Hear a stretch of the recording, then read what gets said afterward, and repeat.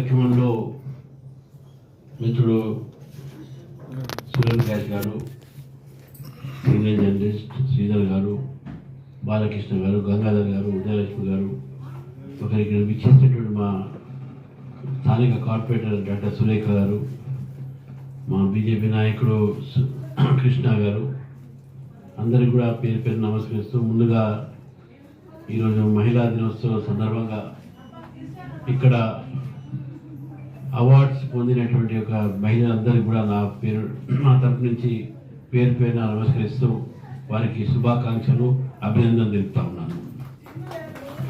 ఈరోజు నిజంగా ఇంతకుముందు గంగాధర్ చెప్పారు, నరేంద్ర మోదీ గారు ఏ విధంగా అయితే మహిళలకు ప్రాధాన్యత ఇచ్చారో, ఒక మహిళని అది కూడా ఒక షెడ్యూల్ తెగ నుంచి వచ్చినటువంటి మహిళని ఎక్కడో గ్రామ మూలాలు పెరిగినటువంటి రాజకీయాలు వచ్చి మంత్రిగా, ఎంపీగా, మినిస్టర్గా, గవర్నర్గా ఉండి మన దేశానికి రాష్ట్రపతి చేసిందంటే అది మామూలు మాట కాదు, దానికి ధైర్యం కూడా కావాలి.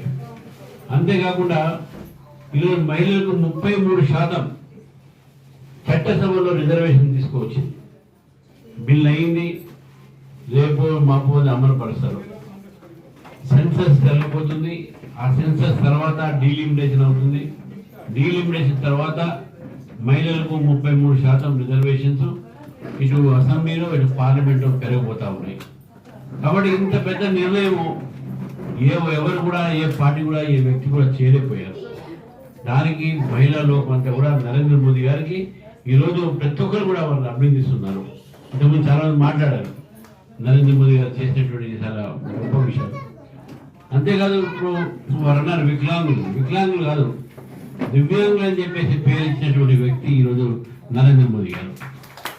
వారిని మనము అందరితో సమానంగా వారు కూడా మళ్ళానే ప్రపంచంలో జీవితంలో ప్రతిదీ కూడా వారు ఎదుర్కోవచ్చు, జీవించవచ్చు, జ్ఞానం చేయొచ్చు అనేటటువంటి ఆలోచనతో వారికి సపరేట్గా వారికి అనేకమైన కార్యక్రమాలు తీసుకోవడం జరిగింది.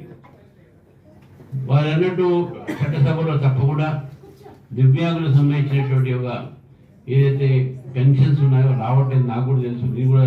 నేను అధ్యక్షుడు కాగానే ఫస్ట్ లెటర్ నాది ముఖ్యమంత్రి గారికి ఈ దివ్యాంగుల మీద నేను రాశాను, పెన్షన్ సమయానికి ఇవ్వండి, పెంచండి అని చెప్పి నేనే రాశాను. ఫస్ట్ ప్రెసిడెంట్ అయిన తర్వాత నేను రాశాను. తప్పకుండా మీరు అడిగినట్టు రేపు మా ఎమ్మెల్యేలు అసెంబ్లీలో దీనిపైన ప్రభుత్వాన్ని అడుగుతారు. మరి ప్రభుత్వాన్ని కూడా కోరుతా ఉన్నాను మీ అందరి తరఫున దివ్యాంగులకు